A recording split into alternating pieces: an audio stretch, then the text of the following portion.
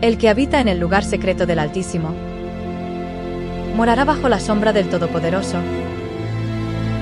Diré del Señor, Él es mi refugio y mi fortaleza. Mi Dios, en Él confiaré.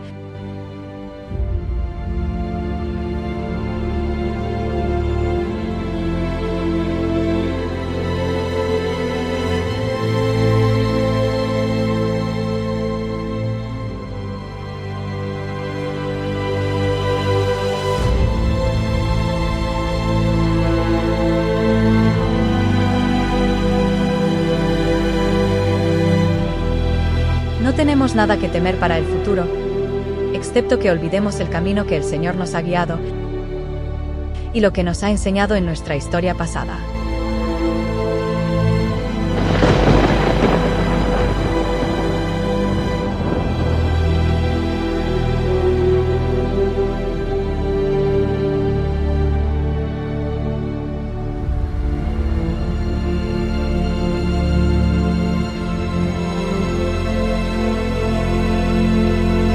Este es Sam. Le llamamos Sam porque no sabemos si es una Samantha o si es un Samuel. Y eso se decidirá cuando ponga un huevo o no. Así que de momento es solo Sam.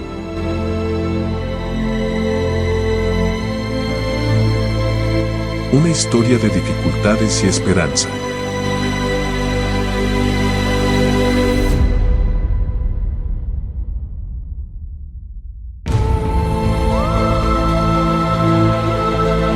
Habitando en el lugar secreto.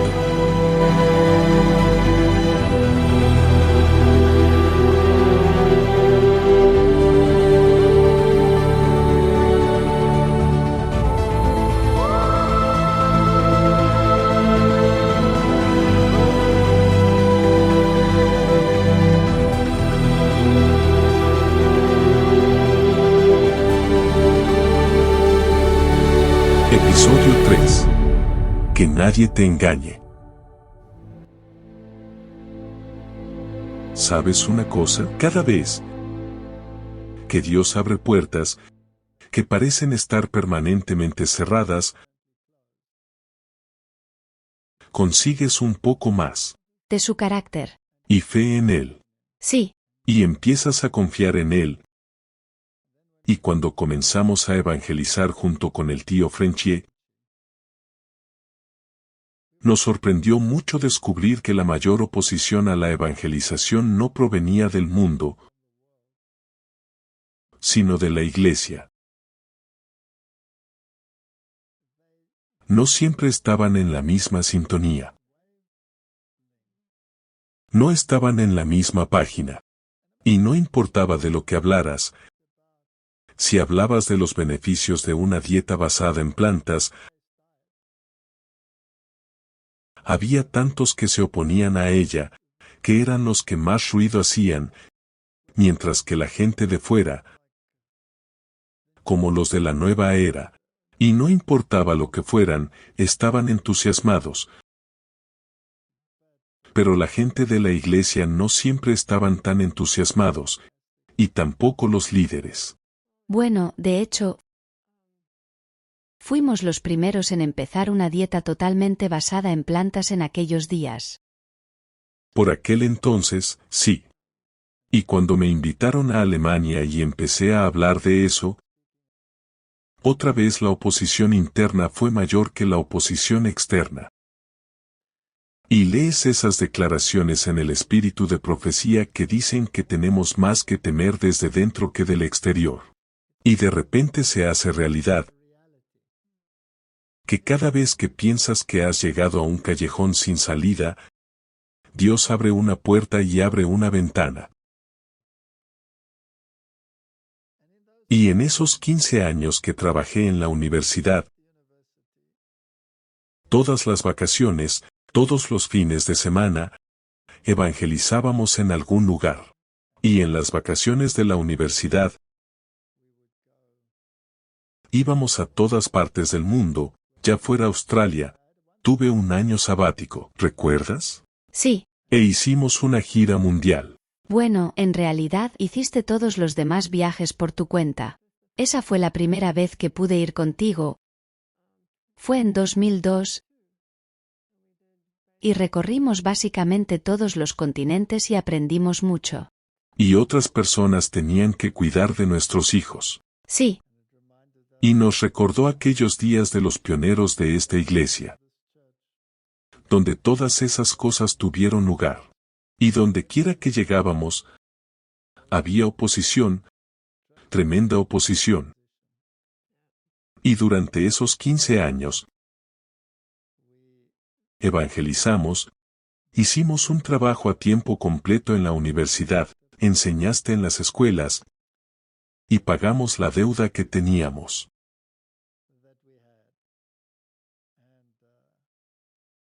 E hicimos un plan para salir de deudas. Recuerda que compramos la casa. ¿Y cuánto tiempo nos llevó? creo que fueron 3 años. No teníamos obreros. Lo hicimos nosotros mismos. Y yo hacía la construcción interior. Y tú estabas. Yo pintaba y colocaba los azulejos. Tú hacías todo lo relacionado con el revestimiento de la casa y las pinturas. Y en aquellos tiempos en los que a menudo era muy duro, porque tenías mucha oposición sobre todo de la iglesia, tuviste 2 sueños que fueron muy relevantes para nosotros y significaron mucho para nosotros. Y reflexionamos sobre lo que significaban, eran demasiado claros como para ser sueños al azar. ¿Cuál fue el primer sueño? No queríamos contarle a nadie lo del sueño, porque la gente pensaría que son tú sabes. Creerían que eras profeta o algo así. No. Nosotros nunca pensamos eso. Y nunca lo fuimos. Pero eso no significa que Dios no pueda animarte con un sueño. Creo que fue para animarnos. Solo para nosotros. Para nosotros personalmente. La primera que tuve fue cuando tú y yo íbamos caminando. En realidad yo estaba caminando con otra mujer delante de usted, por un carril y había árboles en el lado, y parecían cítricos, árboles de naranja, y frutas en la parte superior, y algunos tenían hermosas flores, y todos eran verdes, hermosamente verdes. Y luego me acerqué a uno de los árboles que tenía flores. Y mientras intentaba tomar una flor, una enorme víbora con cuernos salió y me golpeó en la mano, y grité y te llamé y viniste corriendo. Y me quitaste esta víbora y la tiraste atrás al arbusto. Y se convirtió en una pequeña serpiente. Una pequeñita insignificante. Pequeña serpiente, y dijiste, no te preocupes, no puede hacerte daño. Y entonces miré a los árboles y vi, pero espera, algunos de estos árboles eran hermosos, hermosamente verdes, y tenían fruta, pero algunos estaban verdes. Pero si miras debajo del follaje tenían flores, y miras debajo de estas flores era un árbol muerto. Así que algunos árboles estaban muertos, solo tenían buen aspecto. Porque había sido cubierto por una enredadera, como trepadora. Enredadera, trepadora, y dentro de esta enredadera estaba esta serpiente. Y durante muchos años no supimos lo que significaba, y más tarde leí que un árbol simboliza a un hombre, a una persona. La iglesia es el huerto, la viña es la iglesia. En este huerto hay diferentes personas, algunos son verdaderos árboles vivos con frutos, y otros están muertos, pero parecen hermosos, pero en ellos se esconde esta cosa de la serpiente. Y así nos animó a entender por qué algunas personas en la iglesia querría hacernos daño, eran malos con nosotros, nos criticaban, incluso llevarte a juicio por lo que decías. Así que nos ayudó. Y el otro sueño también fue un sueño muy interesante. Soñé que compraste una casa para que nos mudáramos. Y abrimos la puerta principal. Y toda la casa estaba cubierta de una gruesa capa de barro y suciedad y esas cosas. Y yo dije, no podemos mudarnos a esta casa. Y tú dijiste, ¿qué ha pasado aquí? No sé qué le pasa a este sitio, pero no sé qué ha pasado aquí. Y yo dije, no puedo mudarme a esta casa, y al minuto siguiente me diste una pala. Y tomaste una pala también y dijiste, bueno, vamos a limpiarlo. Dije que no puedo limpiarlo, es demasiado trabajo, y tú dijiste, límpialo. Así que los dos empezamos a trabajar y a limpiar el lugar. Quitamos el polvo del sitio. Sacamos la suciedad, y luego bajamos al suelo, y al limpiar el piso, vi que era un piso hermoso, y parecía de gemas y piedras, reluciente, hermoso. Y nos dimos cuenta de que esa casa es también la iglesia, y que está cubierta de suciedad, y tenemos que limpiarla, tenemos que hacerlo.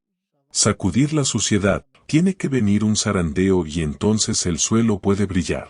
Porque es tan hermoso, la iglesia tiene una verdad tan hermosa, y es tan preciosa, y es la niña de los ojos de Dios. Lo es una iglesia hermosa, pero ha sido cubierta por el diablo de suciedad. Y eso nos animó a los dos. Sí. Normalmente no tengo sueños significativos. Pero tuviste uno. Pero tuve un sueño que creo que nunca lo he contado. Creo que no. Mi padre era el dueño de la casa, y tenía la propiedad de al lado, que alquilaba para obtener ingresos. Así que básicamente eran las dos casas de mi padre, mientras vivía. Y yo soñaba con esas casas y soñaba que volvía a casa. Así que básicamente iba a casa de mi padre. Y cuando entré en la casa, no pude entrar. Porque delante de su casa, en el patio, en el jardín delantero de su casa, había un enorme montículo, con un foso alrededor, y en este montículo había una serpiente enorme, la serpiente más grande que he visto en mi vida. Y la expresión de la cara de la serpiente era digna de contemplar, como de picardía. Era presumida. Una mueca de engreimiento en esa cara, asqueroso de ver, y a su alrededor, este foso estaba lleno de sangre, y en esa sangre estaban los huesos de gente muerta, y por más que intentaba entrar en la casa de mi padre, la serpiente me mantenía alejado. Era demasiado grande para luchar contra ella. Así que me dije, bueno, si no puedo entrar en esta donde vive mi padre, voy a entrar en la otra, que también es la casa de mi padre. Y había otro montículo con otra serpiente, no tan grande como la primera, pero una serpiente bastante impresionante, y también tenía una mirada malvada. Y estoy sentado allí y pienso, ¿cómo voy a entrar en esta casa? Y luego nuestro gato, ¿recuerdas nuestro gato, el pelirrojo naranja, con los pies que hacían clic, clic, clic? Sí, ese gato. Ese estaba sentado al sol cerca de la segunda serpiente, no sé, en el sueño estaba ahí sentado. Parecía tan satisfecho de sí mismo, y estaba tomando el sol y los pies iban tan adorables, tomando el sol allí. Y entonces vi que la segunda serpiente se dirigía hacia ella y traté de advertirle. Ven aquí, ven aquí, ven aquí. Ven aquí, sal del camino, esa serpiente te va a atrapar. Pero él estaba tan feliz tomando el sol.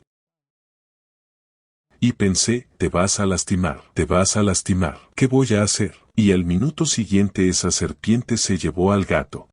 El gato no tenía ninguna oportunidad.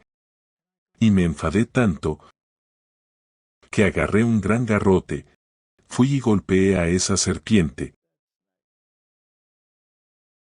Pero era demasiado grande, no pude matarla, y se escabulló a toda velocidad.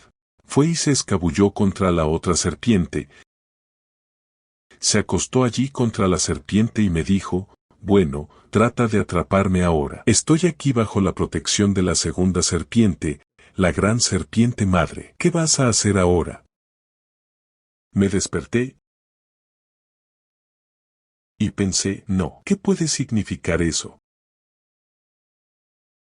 Dos serpientes, una muy grande, otra más pequeña, y no sé si tengo razón en mi interpretación, pero por lo que puedo deducir es que aquella serpiente más grande representa a la madre de todas las iglesias. Ebria con la sangre de los santos, el foso de sangre a su alrededor, con los huesos de los santos en él. La otra representa al falso profeta, las iglesias caídas, y la que está tomando el sol es mi iglesia. Sintiéndome perfectamente a salvo, cerca de la segunda serpiente, simplemente tomando el sol de la aceptación, nada me va a pasar. Y esa segunda serpiente, ese falso profeta, si no te cuidas, te va a atrapar.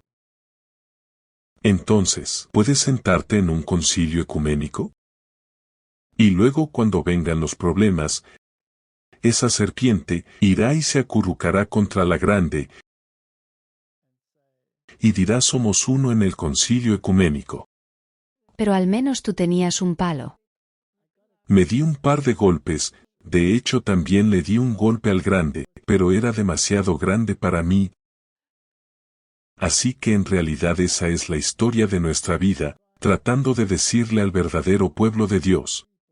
No vayan ni pasen cerca de las serpientes.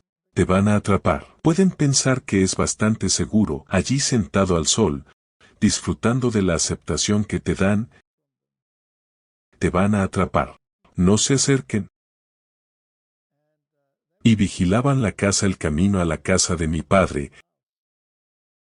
Y de la misma manera esas serpientes, esas dos serpientes, la bestia y el falso profeta, están impidiendo que la gente venga a la casa de su padre. Y si no actuamos en consecuencia, y si no aceptamos o entendemos cuáles son las circunstancias,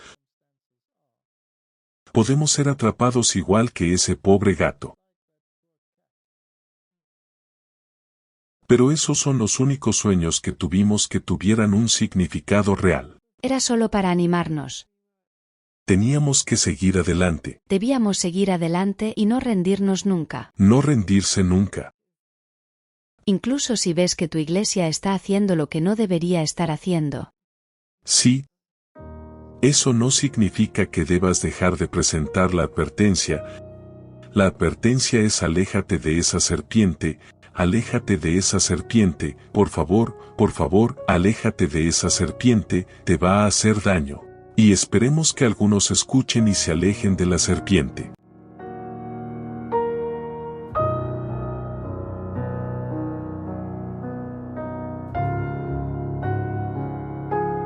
Cuando la iglesia esté en pie, como debe estarlo el pueblo escogido de Dios, será un pueblo peculiar, celoso de buenas obras.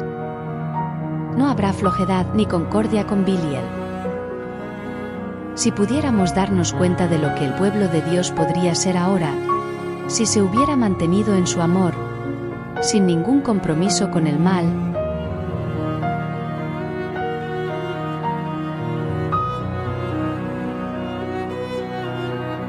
y hubiera conservado el carácter peculiar que lo distinguía y lo separaba del mundo, en experiencia, en sabiduría, en verdadera santidad, estaría años adelantado de lo que es ahora.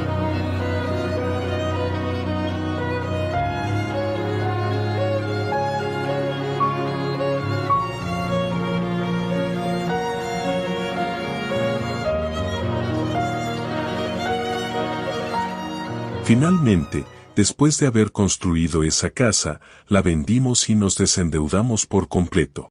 Sí. E hicimos una promesa. Y dijimos, Señor,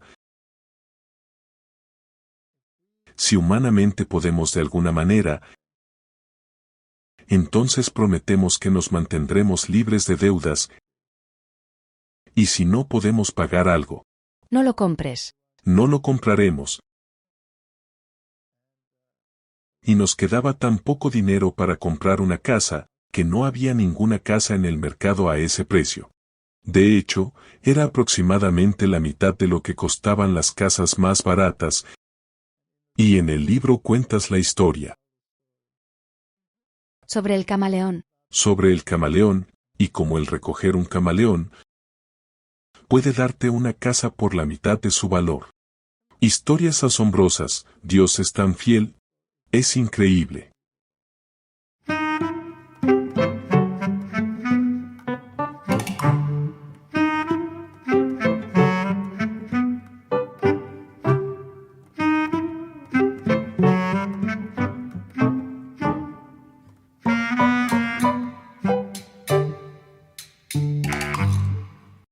Dios nos ha sacado de lugares donde estábamos. Pensábamos que no íbamos a salir de allí. Sí. Y nos sacó cada vez. Y la oposición que conseguimos gracias a nuestra dieta fue increíble, ¿te acuerdas? Y luego, en la universidad, tuve la oportunidad de hacer toda esa investigación, y tuve muchos estudiantes, y recibí una beca de la Sociedad Real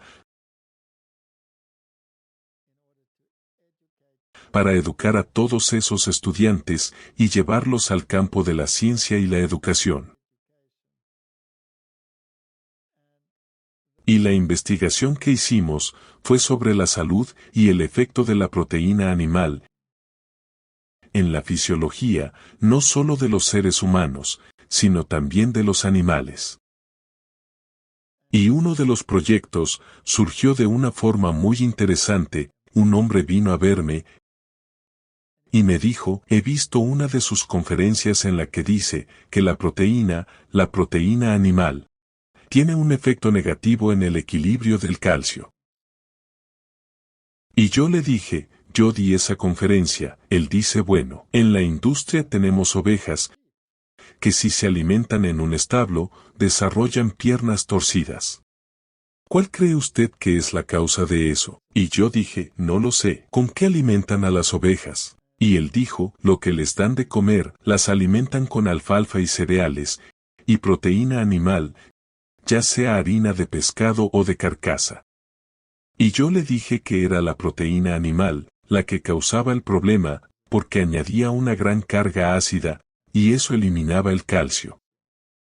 Y él dijo, no, no lo creo. No creo que pueda ser, la proteína es proteína. Yo dije, no, la proteína animal es la que lo está causando, no la proteína vegetal. Y entonces él dijo, bueno, entonces vamos a hacer un experimento y veremos. Así que le dije, sí, y solicitamos dinero para hacer el proyecto de investigación. Y la agencia gubernamental, que otorga esas donaciones, dijo, estás loco, no te vamos a dar dinero para esto. La proteína es proteína, y no hay lógica en decir que la proteína animal causa el problema. Así que volvimos a la mesa de trabajo, y dije, tengo algunos fondos de investigación propios en la universidad. Estoy dispuesto a sacrificarlos para esta tarea, y él tenía algunos, los pusimos juntos y los probamos, y los dividimos en grupos. Y he aquí que los que recibieron proteína animal tuvieron el síndrome de la pierna torcida, y deterioro óseo, y los que recibieron la misma cantidad de proteína de origen vegetal, no tuvieron ningún problema. Esa fue una de las cosas que me convenció, de que estábamos en el camino correcto. Y cuanto más nos convencíamos de que estábamos en el camino correcto, y cuanto más leíamos el espíritu de profecía, que esa era la dieta que Dios quería que su pueblo siguiera, más oposición teníamos.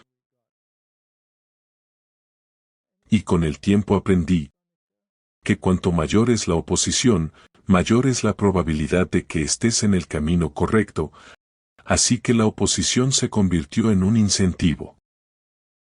¿Te resultaba difícil a veces? Por supuesto que fue duro para mí, y también para nuestros hijos, porque les condenaban al ostracismo. En la escuela se burlaban de ellos por su dieta. Y esta es una escuela de la iglesia, no una escuela laica. De hecho, cuando los sacamos y los llevamos a una escuela laica, los elogiaron por su dieta. Sí, exactamente, había una sociedad vegetariana en la escuela gubernamental. Pero sí. Pero de alguna manera Dios había fijado en nuestras mentes que esta es la forma en que Él quiere que vivamos, y cada vez que estudiábamos los escritos de Elena White, se confirmaba. Las personas que guardan los mandamientos de Dios no comerán nada que provenga de un animal, incluso la leche y los huevos serán abandonados, porque las enfermedades aumentan en proporción a la maldad de los hombres. Y Dios nos dio ese consejo para nuestra propia protección, para que podamos vivir sanamente, y tener una mente clara, y entender lo que está tratando de decirnos. Si desobedecemos, entonces no podremos tener los beneficios de lo que Dios nos prometió. Y si miras lo que enseña la Biblia, y ves cómo los israelitas se rebelaron contra la dieta que Dios les dio, y el paralelo entre el Israel de hoy, el Israel espiritual antitípico, y el Israel literal de aquellos días es realmente muy sorprendente. Y a través de todo esto, uno tiene que aprender que el camino de Dios es el mejor camino, y a través de mi investigación que hice, a través de nuestro propio estilo de vida, a través de los ataques que vinieron de todos lados, hemos confirmado que esta es la verdad. Y una vez que lo has establecido, y lo has vivido, nosotros lo hemos vivido durante 38, 39 años, entonces te asientas tanto en esa verdad que no te puedes mover. Estoy tan agradecida a Dios por lo que ha hecho por nosotros. Tú y yo habríamos muerto hace mucho tiempo. Sí, muchas veces. Muchas veces. A Dios sea la gloria. Porque Dios ha sido extremadamente bueno con nosotros y estamos muy agradecidos.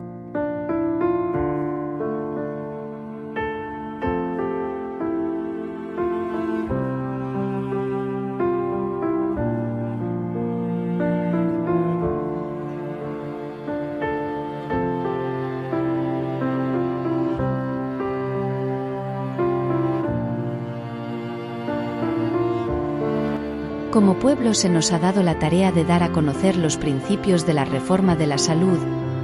Hay algunos que piensan que la cuestión de la dieta no es de suficiente importancia, como para incluirla en su trabajo evangelístico.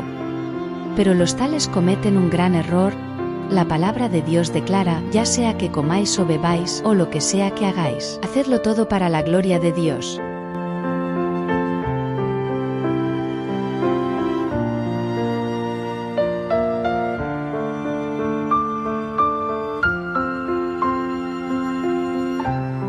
Todos los días, hombres en posiciones de confianza tienen que tomar decisiones de las cuales dependen resultados de gran importancia.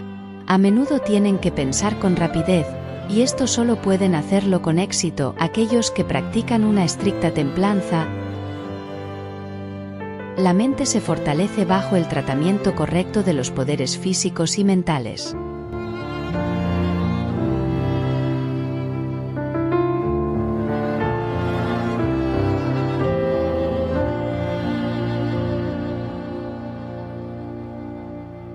Bueno, Sónica, nuestros hijos en particular, no siempre lo tuvieron fácil, ¿verdad?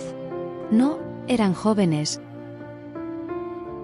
Y de repente los sacaron del mundo que conocían y los sumergieron en un mundo que nosotros aceptamos, en el que nos convertimos. Pero ellos no habían pasado por una conversión, no lo entendían, ni siquiera sabían quién era Dios. Y entonces Tania tuvo un sueño, cuando tenía unos 8 años, nuestra hija.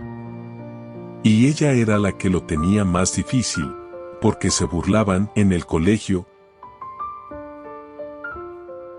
porque ella traía comida vegetariana. Y era muy sensible, sigue siendo muy sensible. Al final no comía delante de nadie. Solía esconderse en los baños y comer allí. Y estuvo a punto de sufrir una crisis nerviosa, y entonces tuvo un sueño. Tenía unos 8 años, y estaba paseando con su profesora, ahora no sé cuál maestra, pero estaba caminando con ella, y vieron un parque hermoso, y había una pared alrededor de este parque, y ella quería entrar al parque, así que fueron y caminaron alrededor del muro hasta que llegaron a una puerta. Y en la puerta creo que había un guardia parado,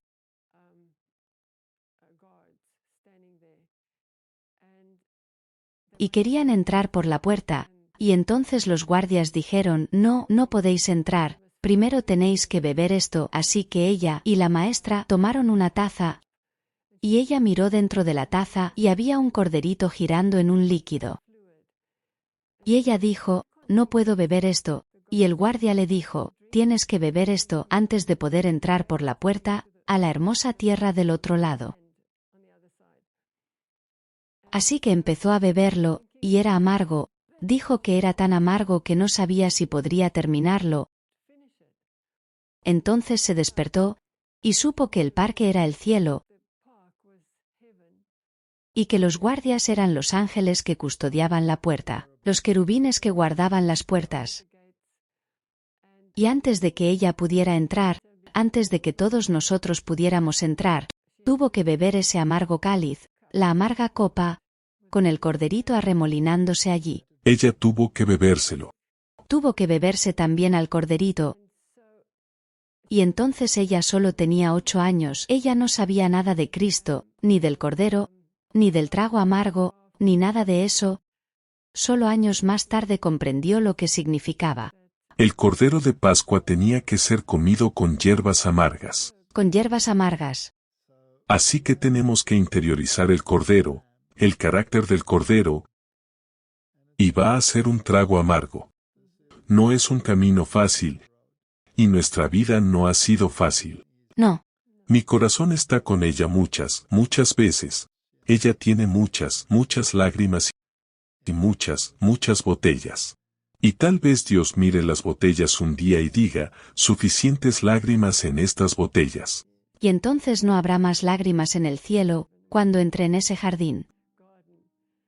No habrá más lágrimas. Esta es la victoria que vence al mundo, nuestra fe. La fe ve a Jesús de pie como nuestro mediador a la diestra de Dios. La fe contempla las mansiones que Jesús ha ido a preparar para los que le aman. La fe ve el manto y la corona, todo preparado para el vencedor.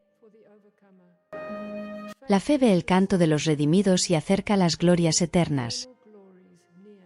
Debemos acercarnos a Jesús en obediencia amorosa, si queremos ver al Rey en su belleza.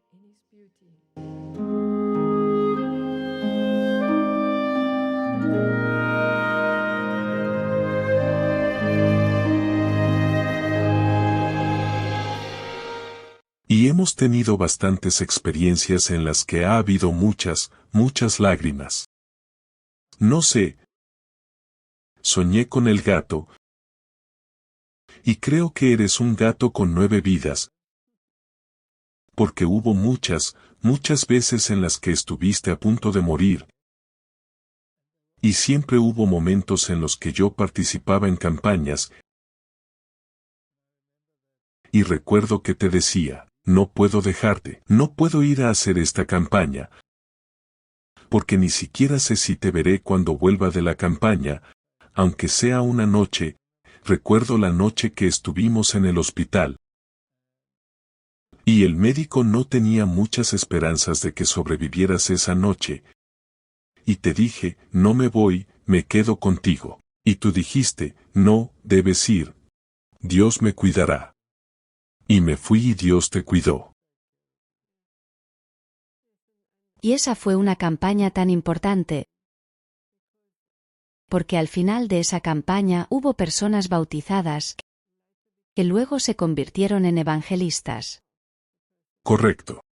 Pero tardaste meses y meses en recuperarte, y yo tenía que ir a trabajar, y tú te tirabas en la cama y no tenías fuerzas, no podías moverte, y yo te traía algo de comida y te la ponía al lado de la cama, para que pudieras comer, y luego me iba,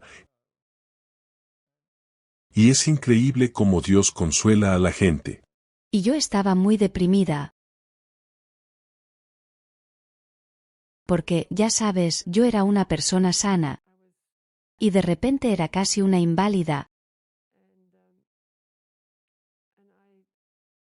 y yo seguía preguntándole a Dios si esto era obra mía, si había hecho algo malo para que me pasara esto.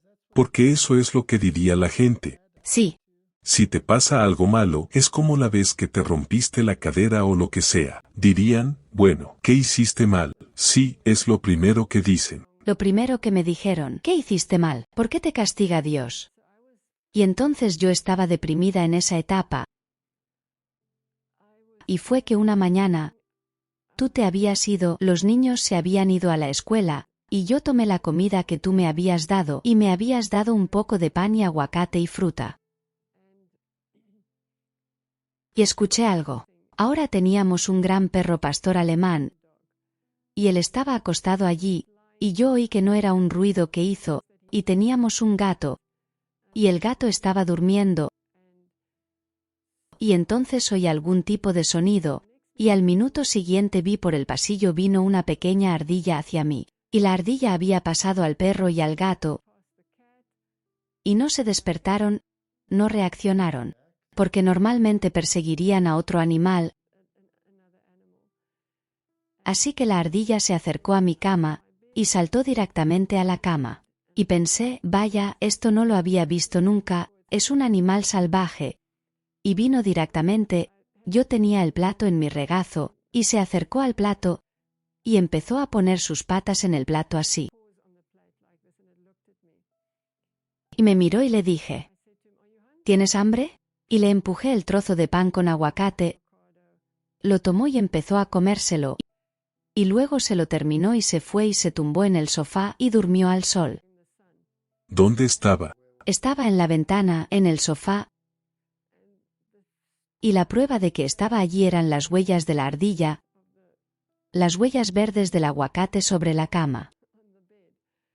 Y entonces, después de que durmió durante unos minutos, se levantó y salió de nuevo, y otra vez pasó el perro y al gato. Ellos no lo vieron, y así, al día siguiente, empecé a comer mi pan de nuevo. Y aquí viene la ardilla de nuevo hasta la cama, y le di su pedazo, y esto continuó durante semanas, hasta que pude levantarme y salir al exterior. Y el último día, cuando me levanté, salí y miré hacia el roble, y allí estaba la ardilla. Me estaba mirando, y bajó del roble, corrió por mi pierna, se subió a mi hombro, bajó por la otra pierna y volvió a subir al árbol, y desapareció, nunca la volví a ver. Así que básicamente vino y se despidió. Así que te animó. Me animó, porque nunca antes había experimentado un milagro como este. Que Dios pueda usar un animal. Y tú amas a los animales. Sé que te encantan los animales. Así que usó ardillas, y usó pájaros. Sí, en otra ocasión me envió un pájaro cuando me rompí la cadera.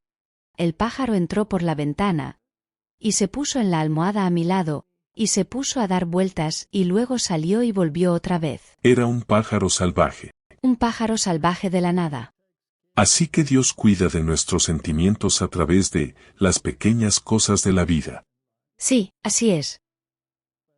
Pero son tan inusuales que no se puede decir racionalmente que se trate de una casualidad. Definitivamente no es casualidad. Y ahí me di cuenta de que Dios también es un Dios de las cosas pequeñas. Es decir, puede hacer desaparecer montañas, puede mover lagos, puede hacer cualquier cosa, torbellinos, fuego. Pero Él está en lo pequeño, Él también está en las cosas pequeñas, y ahí es donde encuentras a Dios, cuando está callado y puedes escucharlo. Y son experiencias como esa las que te dicen que Dios está en la ecuación.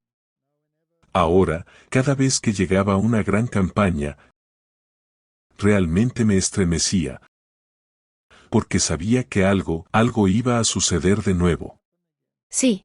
Y normalmente pasaba, y a veces me enfadaba tanto, porque sentía que Dios permitía que se atacara al blanco fácil.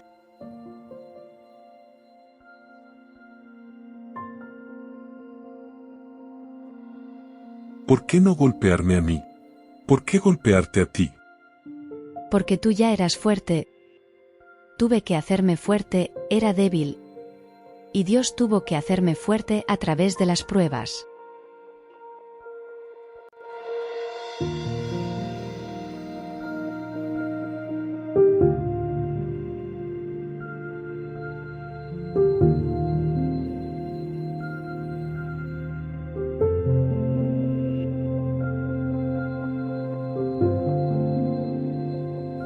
Mientras estemos en la tierra no podremos escapar de los conflictos y las tentaciones. Pero en cada tormenta tenemos un refugio seguro. Jesús nos ha dicho que en el mundo tendrás tribulación, pero tened buen ánimo, yo he vencido al mundo. Las fuerzas de Satanás se despliegan contra nosotros, y tenemos que enfrentarnos a un enemigo diligente, pero si hacemos caso de la amonestación de Cristo, estaremos a salvo. Velad y orad para no caer en tentación.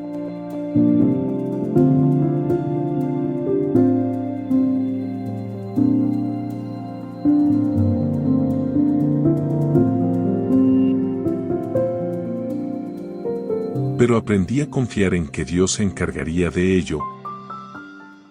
Y no importa en qué campo me metiera, nunca busqué los campos. Pero los campos vinieron a mí, como mi investigación sobre la salud.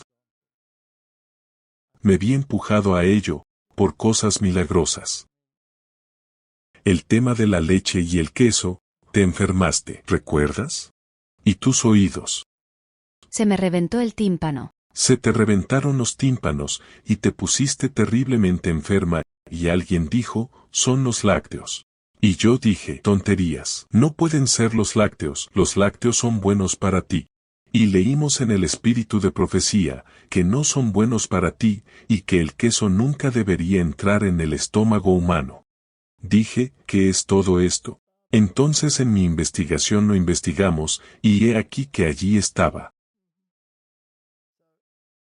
Teniendo esta forma de pensar, tendría que tener pruebas de algo. Dios, milagrosamente, siempre proporcionaba la prueba. Y lo curioso es que Dios te puso de nuevo en la universidad, donde podías investigar si hubieras estado en la granja. No podría haber hecho la investigación, no habría significado nada. Esa investigación está publicada, está en revistas de renombre. Nadie puede decir que no se hizo, y tenía compañeros y cosupervisores, y es asombroso cómo Dios obró. Y así, cuando se planteó toda la cuestión del mundo oculto en el que estábamos involucrados, y las formas milagrosas en que recibimos información sobre la masonería y todas estas cosas, estábamos asombrados. Y cuando empezamos a hablar de estas cosas, ¿por qué empezamos a hablar de ellas? Bueno, la razón era que estábamos impregnados de ateísmo. ¿No se debería llegar a los ateos? Por supuesto. ¿Y los ocultistas? ¿No se debería llegar a ellos? ¿No se debería llegar a las personas que están en religiones falsas? ¿Hay alguna diferencia entre una religión falsa y una que adore a Satanás directamente? Un engaño es un engaño. Y si consigues que la gente crea la verdad, entonces merece la pena. Y si lo haces, tendrás oposición. Casi parece que Dios hubiera planeado nuestra vida de antemano. Me sacó del mundo oculto, te sacó del mundo de la evolución, y nos juntó. Y ahora estábamos en un camino, donde él sabía que tendríamos que hablar de estas cosas, y esto llegaría a otras personas que también estaban en esos engaños. Sí. Desgraciadamente, como resultado, hablaríamos de cosas de las que otros evangelistas no hablarían, y en cuanto tocas un tema nuevo, pues entonces tienes problemas, porque todo el mundo se te echa encima como una tonelada de ladrillos. Y porque hablas de estas cosas, dicen que eres demasiado duro y que no tienes amor. Eso era lo que siempre decían. Siempre decían eso. No tienes suficiente amor, solo deberías hablar de amor y de Jesús y su amor. Pero recuerdo un día que di una conferencia, y fue en una iglesia grande, y fue toda una serie de conferencia en realidad. Y había mucha gente, y a veces se presentaban caras nuevas, y se preguntaban, ¿por qué no estuve aquí ayer? Porque ayer sentó las bases para la conferencia de hoy. ¿Y ahora qué voy a hacer? Es un montón de gente nueva. ¿Voy a repetir todo lo que dije ayer? Y entonces llegué a la conclusión de que no se puede repetir todo el tiempo, y me dije, si a Dios le pareció bien que estas personas vinieran a esta conferencia, y no tuvieran la preparación de las otras, entonces debo confiar en que Él tiene sus razones. Puede que las otras conferencias les desanimaran, no sé cuál es la razón, por qué vendrían a mitad de esta serie. Y yo estaba dando una conferencia sobre el movimiento de la nueva era, y acababa de terminar la conferencia sobre el movimiento de la nueva era, y una de estas nuevas personas en la audiencia saltó, corrió hacia el frente, y saltó como el cojo que acababa de ser curado. Y literalmente saltó y gritó a la gente y dijo, esta es la verdad. Él pertenecía al movimiento de la nueva era, necesitaba esa conferencia y salió de ese movimiento. Y él no fue a ninguna otra conferencia anterior. Ninguna otra conferencia, y aceptó toda la verdad porque recibió esa conferencia y no otra que no le hubiera interesado. Y entonces la gente te decía, pero eso es demasiado duro, no puedes dar eso. Me decían que no debía decir eso. Hay que llegar a la gente que lo necesita. Exacto. Y luego estuvimos en una ciudad de los Estados Unidos, que era conocida por ser una ciudad de masones, e hicimos una campaña, y 35 personas preciosas aceptaron la verdad. Y entonces me dijeron los líderes de la iglesia, que nunca se me permitirá hablar de estos temas. Y pude mostrarles en el espíritu de profecía, donde dice, que cuando estudiamos el libro de Apocalipsis, nos enseñará a mantenernos alejados de las sociedades secretas. Y yo dije, ¿qué haces con eso? Pues si estudias el libro del Apocalipsis, te enseñará a alejarte de las sociedades secretas, entonces seguramente las sociedades secretas están involucradas. No, usted no puede predicar sobre este tema, y recibes tantas amenazas y tantos comentarios negativos que en algún momento quiere desanimarte. Cuando empezaste a ir al extranjero, con tus conferencias, nadie había oído nunca nada de lo que predicabas, era totalmente nuevo para ellos, y por eso se opusieron a ti. Ellos nunca habían escuchado estas cosas antes. Pero, ¿recuerdas cuando los hermanos en el extranjero te atacaron duramente? Y regresaste y todavía estábamos hablando por teléfono. ¿Qué pasó? ¿Recuerdas cómo reaccionaste? Sí, estaba muy desanimado. Me senté en una silla. Durante varias semanas, básicamente mirando al frente, y diciéndome a mí mismo, no sé por qué debo aceptar esto, por qué debo ser golpeado de esta manera, cada vez que abro la boca, no voy a hacer esto nunca más. Y básicamente le dije a Dios, he terminado. Entonces leí a Jeremías. Y leí que Jeremías dijo, no voy a hablar más en su nombre. Lo traté tan mal. Y dije, no voy a hacer esto. Se acabó, no voy a hablar más en tu nombre. Y luego añade el versículo, pero tu palabra era el fuego en mi corazón. Y no pude, cuando empecé a predicar de nuevo. Y me pasó básicamente lo mismo, que me di cuenta de que había construido una animosidad hacia algunos de los líderes, debido a la forma en que me trataban, y la forma en que ellos torcían mis palabras en mi boca. Y me hacían la cosa más malvada bajo el sol. Y me decían que yo estaba haciendo esto por dinero y nada más. No era más que un charlatán. Mientras tanto, tenía el ardiente deseo de sacar a la gente del error. Solía, ya sabes, nuestra situación. ¿Acaso lo hacíamos por dinero? No teníamos dinero. Y a menudo dábamos lo último que teníamos para hacerlo, dormí en el suelo, hice de todo para hacerlo. Y luego venían con esas acusaciones, y llegué al punto de odiarlos.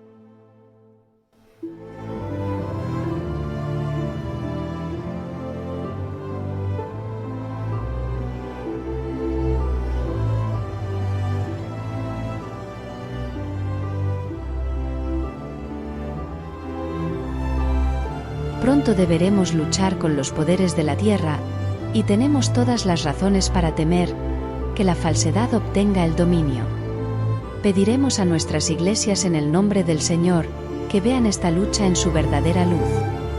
Es una contienda entre el cristianismo del Antiguo y Nuevo Testamento y el cristianismo de la tradición humana y las fábulas corruptas.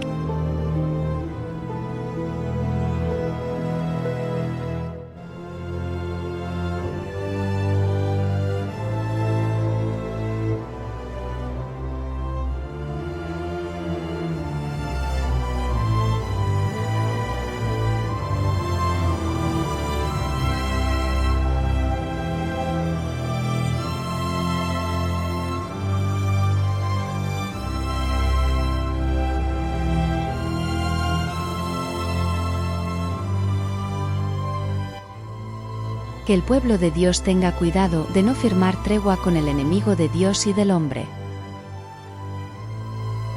La Iglesia no debe bajar a tomar posición con el mundo y sus ideas, opiniones y máximas. Oigan las palabras de Cristo, por medio de su siervo Pablo, no se unan en yugo desigual con la incredulidad. ¿Por qué compañerismo tiene la justicia con la injusticia? ¿Y qué comunión la luz con las tinieblas? ¿Y qué concordia Cristo con Biliel? ¿O el que cree con un incrédulo?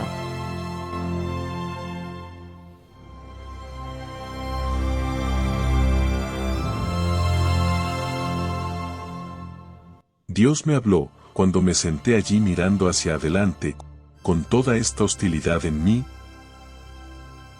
y leí Jeremías. Y subiste a la montaña. Y entonces un día dije, Dios, no puedo hacer esto, ya no puedo hacer esto. Tienes que ayudarme. Subí a la montaña, y te dije, voy a dar un paseo por la montaña. Y caminé por la montaña, me senté en una roca, y derramé mi corazón a Dios. Y básicamente tuve la fuerte impresión de que no puedes predicar si odias. No puedes.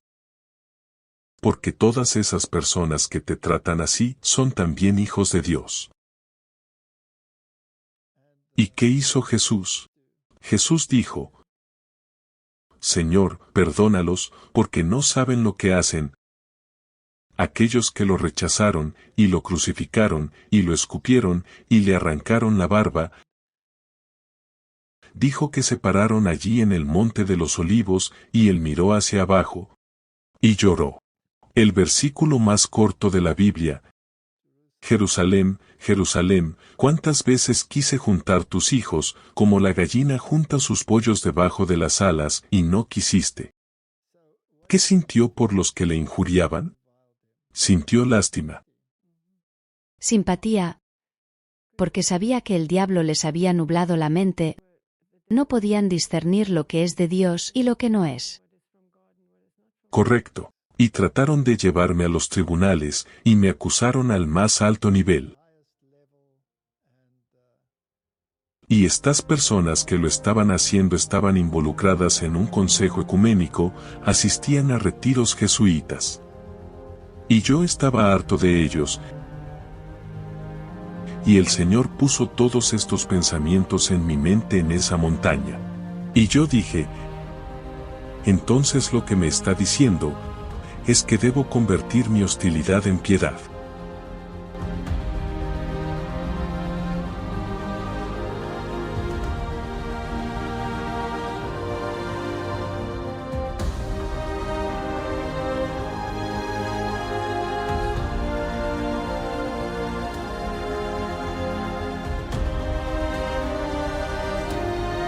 Así que este mundo no es el cielo de los cristianos, es el lugar donde hay que prepararse para el cielo.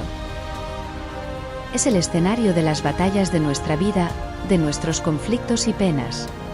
Aquí debemos, si queremos tener éxito, tener un entendimiento sólido de un mundo mejor, donde cuando las guerras terminen, encontraremos paz y gozo eterno.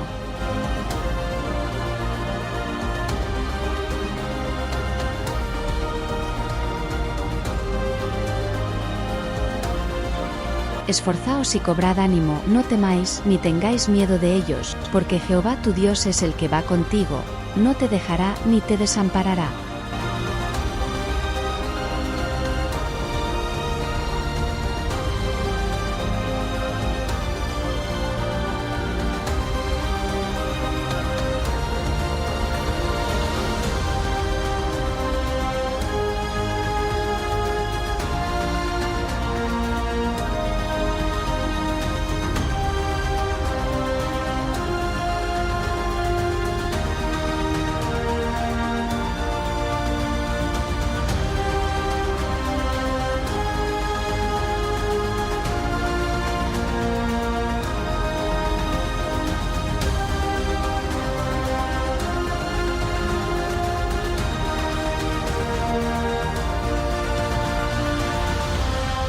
Conozco tus penas, las he sufrido, conozco tus luchas, las he experimentado, conozco tus tentaciones, me he enfrentado a ellas, he visto tus lágrimas, yo también he llorado, tus esperanzas terrenales han sido aplastadas. Pero deja que el ojo de la fe se eleve y penetre el velo, y allí ancla tus esperanzas. La seguridad eterna será tuya, porque tienes un amigo que está más cerca que un hermano.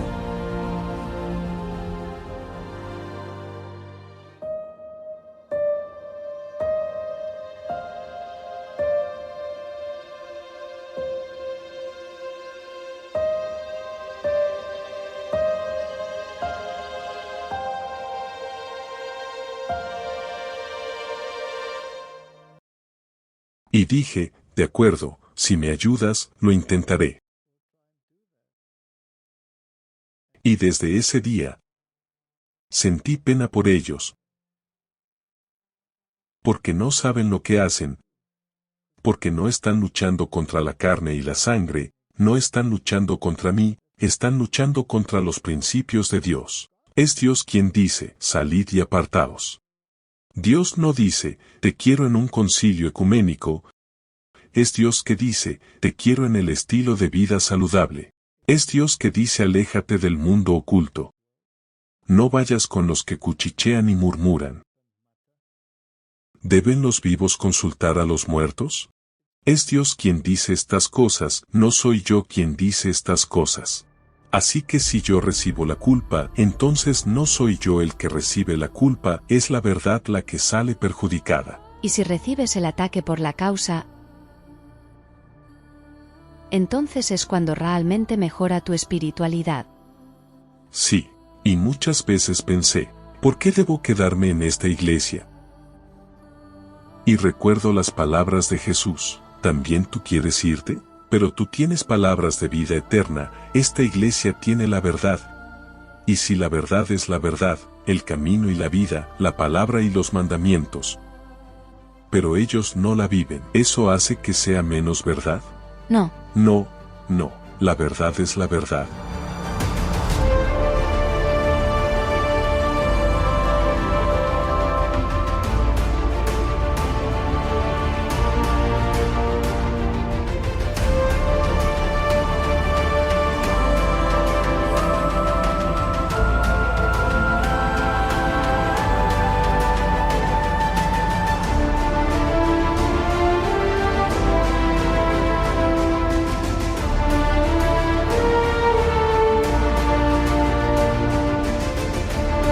La obra de podar y purificar al pueblo de Dios para el cielo es una gran obra y no se realizará sin un gran sufrimiento por parte de los siervos de Dios,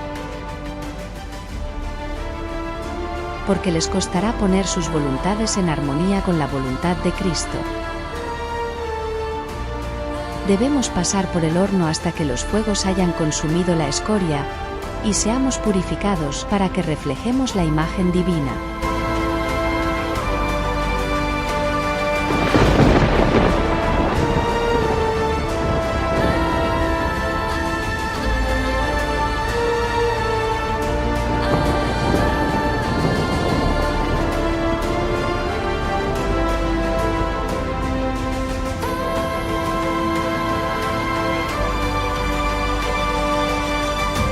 Cristo era el exaltado y glorioso comandante del cielo, ante quien las huestes angélicas se inclinaban en adoración. Sin embargo, condescendió a renunciar a la gloria que tenía con el Padre, para salvar a una raza caída. ¿Y nosotros nos negaremos a negarnos a nosotros mismos por Él y por el Evangelio? Que las palabras de Pablo sean el lenguaje de nuestros corazones. Dios me libre de gloriarme, sino en la cruz de nuestro Señor Jesucristo, por quien el mundo me es crucificado a mí y yo al mundo.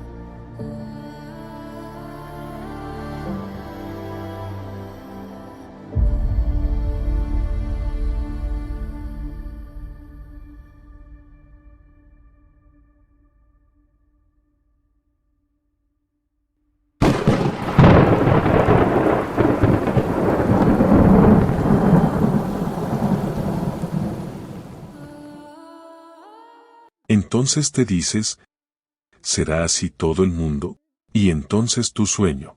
¿Mi sueño? Sí, tu sueño. Muchos de los árboles están llenos de flores, pero están muertos. Sí. Pero eso no hace que estén muertos los otros árboles que están llenos de frutos. ¿Has conocido a personas en esta iglesia que den frutos? Hermosa gente. La mayoría de las personas que hemos conocido son hermosas personas cristianas. He conocido a más gente hermosa en esta iglesia de la que he conocido en mi vida, y he conocido a más gente horrible en esta iglesia de la que he conocido en mi vida. Pero Manasés, que cortó a Isaías por la mitad, ¿estará en el cielo? Estará en el cielo. Estará en el cielo, ¿verdad? ¿Y qué pasa si uno de esos ultrajadores está realmente en el cielo? Le dirás qué diablos haces aquí, o irás y le darás un abrazo y le dirás, estoy tan contento de que estés aquí también. Así que esta iglesia tiene la verdad, y creo que tiene la verdad. Y sí, tiene algunos árboles muertos, y tiene algunos árboles falsos, y tiene algunos que simplemente no están allí todavía. No entienden la necesidad de mucho amor, atención, un abrazo, compasión, y van a llegar allí. Así que siempre dije que pongas pegamento en tu parte posterior y listo. Eso no significa que tengas que asistir a sermones apóstatas, solo significa que permanezcas en el cuerpo de Cristo, porque es allí donde está la verdad.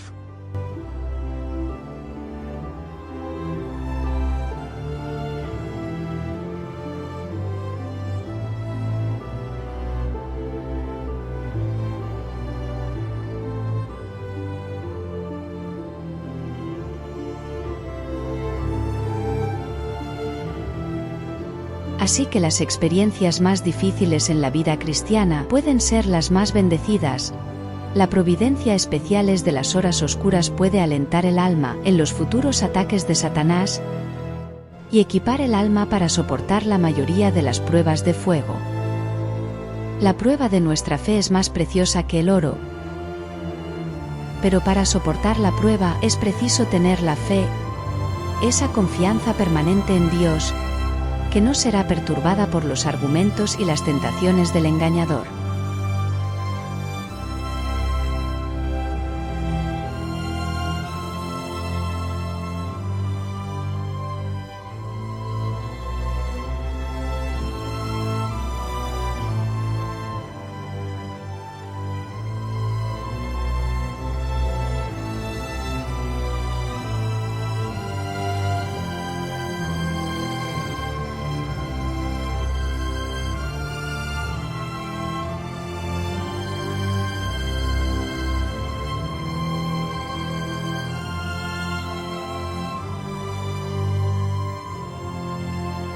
Lo mismo te pasaba en la universidad donde estabas.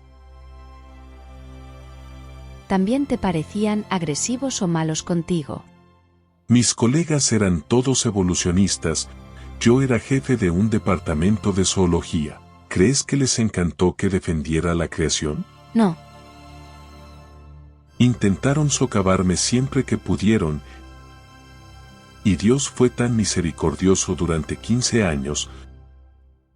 Permitió un incidente tras otro, a veces pasaba un año entero, cuando me acusaban de algo que no era cierto. Y tomaría un año entero para que tal historia fuera dicha correctamente. Y cada vez que la historia se decía correctamente, entonces las cosas iban bien. O a veces me acusaban, entonces los estudiantes venían a por mí. Especialmente los estudiantes musulmanes. Especialmente los estudiantes musulmanes. Fue asombroso para mí que estudiantes como esos fueran los que se pusieran en la brecha y te protegieran, y como Dios eliminaba la oposición. Quiero decir, es increíble. Escribiste algunas de las historias en el libro, ¿verdad? Sí. Es absolutamente increíble. Una de las anécdotas más sorprendentes fue cuando tu colega te acusó y se iba a celebrar una audiencia. Sí. Esa historia es increíble. Y él iba a ser el testigo, el juez y el verdugo, y mientras sostenía en la mano su trozo de papel con todas las acusaciones, se cayó inconsciente, y se lo llevaron. Un joven en forma. Y tuvieron que celebrar la audiencia sin él. Y leyeron la lista de acusaciones, y yo dije, pero no fue así. ¿Por qué no llamamos a los testigos? ¿Por qué no llamamos a los propios alumnos? Averigüé dónde y en qué clase estaban, si estaban en alguna clase académica, en ese momento, y conseguimos arreglarlo. Vinieron a testificar ante el tribunal, y me exoneraron por completo. Pero al final las cosas se pusieron tan difíciles, que le dije a la universidad, no quiero volver a trabajar en estas circunstancias. Y entonces me pidieron, por favor, que no me fuera, sino que me trasladara a la Facultad de Medicina. Así que durante los últimos 4 años fui profesor en la Facultad de Medicina, y entonces se presentó la oportunidad de jubilarnos, porque el gobierno quería establecer ciertas normas, por las que la vieja generación tenía que dejar paso a la nueva. Así que pudimos jubilarnos a una edad mucho más temprana de lo normal. Y mi evangelización había llegado a ser tan grande, que finalmente me retiré. A tiempo completo. Y me dediqué a la evangelización a tiempo completo. El Señor es muy bueno con nosotros, y muchas veces cuando yo estaba lejos en la evangelización, estaría sola, y tendrías que soportar todas las pruebas y tribulaciones, y a nuestros hijos. Y hubo un buen número de pequeños desastres que te golpearon. Sí, muchos. ¿Qué pasó con ese topo? ¿Recuerdas la historia del topo? Esa fue una historia extraña. Iba de camino. Bajé al sótano donde estaba el garaje. Y estaba llevando a los niños al colegio, y todo el sótano estaba inundado. Después de llevarlos al colegio, llamé al fontanero y le dije, ven a comprobarlo, algo va mal. Y sentí el agua, era agua tibia, así que era el calentador el que goteaba, así lo pensé. Así que vino el fontanero y me dijo, no hay ninguna fuga ahí, viene de algún lugar debajo del piso del garaje. Así que empezó a cavar y encontró un lugar. No vas a creer esto. Donde un topo había ido desde el exterior, por debajo de los cimientos de hormigón. Había cimientos muy profundos. Sí, porque era una planta doble, así que se metió por debajo, masticó el hormigón, y en el proceso masticó una tubería. Una de cobre. Tubería de cobre, que venía del calentador de agua, así que era una tubería de agua caliente, y entonces el agua caliente hirviendo lo debe haber matado, porque encontró el topo tirado al lado de la tubería. En los agujeros donde estaba la tubería. Sí, en el agujero donde estaba la tubería, y así había pasado por eso, y este fontanero me dijo, esto es muy extraño, esto no es normal, y luego unas semanas más tarde una tubería reventó. Tú todavía estabas en el extranjero, y una tubería se rompió en la casa y toda la casa se inundó, todos los muebles estaban flotando, y yo estaba trabajando. Así que el vecino me llamó por teléfono y me dijo, ven a ver, el agua está saliendo de tu casa. Así que llamé al fontanero y me dijo, esto es muy extraño. Has tenido mucha mala suerte. Y en otra ocasión, estaba en Islandia, haciendo una grabación, y apareció una tropa de babuinos. Sí, una tropa de babuinos entraron en nuestra casa, ellos lograron levantar la ventana corrediza se levantó, entraron y abrieron otra ventana, son muy listos, y toda la tropa entró en la casa. Y entonces abrieron los grifos, de nuevo toda la casa se inundó. Parece que el enemigo ama el agua. El mundo fue destruido por una inundación, así que tal vez el diablo piensa que puede destruirnos con una inundación. Así que, sí, siempre fue agua. Y siempre era agitación tras agitación. Uno tras el otro. ¿Por qué no dijiste simplemente, voy a renunciar? Bueno, estábamos luchando por una causa, y estábamos luchando para llevar a la gente a la verdad. Como el Señor en su gracia nos trajo la verdad a nosotros, queríamos llevar la verdad a los que están en el mismo mundo que estábamos nosotros. El mundo ocultista, el mundo ateo, el mundo de la evolución. Y la forma en que Dios nos dio la información es a menudo tan sorprendente, como obtuvimos información sobre el mundo oculto. Número 1, yo tenía toda la información de tu padre. Sí. Luego tuvimos esa cosa asombrosa que sucedió en una de las grandes casas ocultistas, donde uno de los canales nos habló. En el templo. Estábamos hablando de Blavatsky, y yo quería los libros, para probar ciertos puntos. Él quería darme cualquier otro libro, menos esos, y yo dije, no, quiero esos. Y entonces dijo, ¿quieres a Blavatsky? Entonces has llegado, y lo siguiente que ocurre es, llegas a la iglesia y el líder de la iglesia te dice, ¿por qué hablas de Blavatsky? Nadie sabe de Blavatsky, ella no es importante, usted está fuera del camino, pero el canal superior del continente dijo, entonces has llegado. Y cuando Elena White se convirtió en la profeta de la última iglesia final, Blavatsky llegó al mismo tiempo, para engañar. Exactamente el mismo tiempo. Y ahora, en medio de la noche, los masones nos traían informaciones, y ahora el Señor abrió puertas, de las que obtuvimos fotos y pruebas, de lo que estábamos diciendo. Y así la serie, en realidad siempre me fue confirmada. Y esta era la verdad, esto es el enemigo de Dios. ¿Qué pasa con el hombre que te agarró en el armario? Sí. ¿Y te dio toda esa información? Sí, de cómo el catolicismo y las sociedades secretas están vinculadas, y envié ese fax una noche, e hice que la máquina de fax se pusiera en marcha, y rodó por el pasillo. Era un fax tan largo, y daba todas las asociaciones de los masones y las conexiones católicas. Y mientras tanto, ellos le dicen al mundo que debes mantenerte libre de la masonería, mientras ellos mismos son los gobernantes de ella. Así que hay tantos engaños, y Dios en su gracia nos dio tanta información, y nos trajo muchos problemas. Pero, ¿por qué confío que es de Dios? Que Dios nos dio esta información, para exponer el error, y resaltar la luz, es porque muchas almas preciosas a lo largo de los años han abrazado la verdad. Y esos para mí son los frutos, si es que son frutos.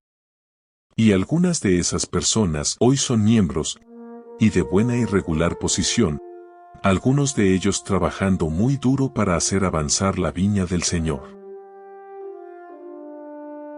Al final podremos decir, muy poco nos ha costado el cielo.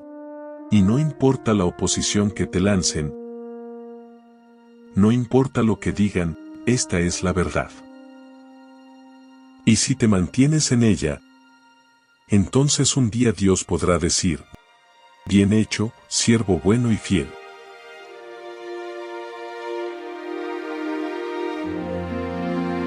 Pero recuerda que todos los que sean hallados con el traje nupcial puesto, habrán salido de una gran tribulación. Las poderosas olas de la tentación estarán sobre todos, pero las largas noches de vigilia, de trabajo, de penuria, ya casi han pasado. Cristo pronto vendrá. Prepárate, los ángeles de Dios buscan atraerte de ti mismo y de las cosas terrenales. Que no trabajen en vano.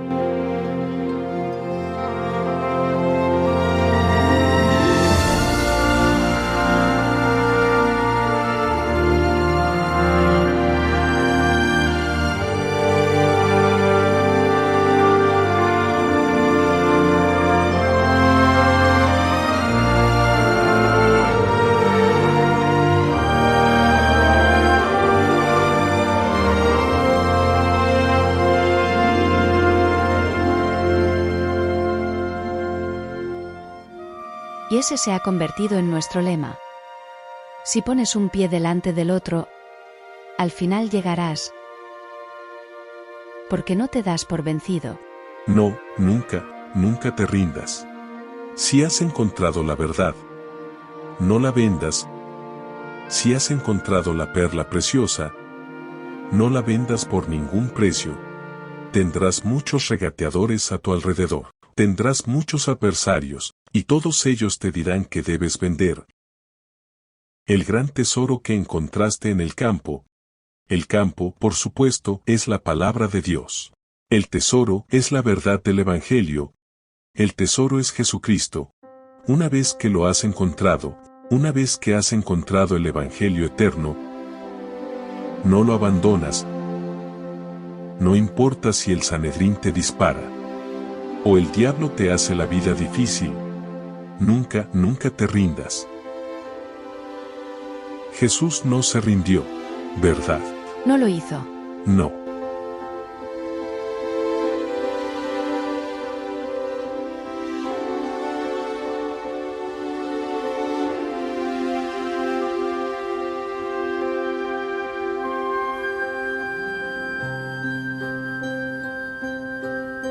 En el camino que conduce a la ciudad de Dios, no hay dificultades que los que confiaron en Él no puedan superar. No hay peligros de los que no puedan escapar. No hay pena, ni agravio, ni debilidad humana para la que Él no haya provisto un remedio.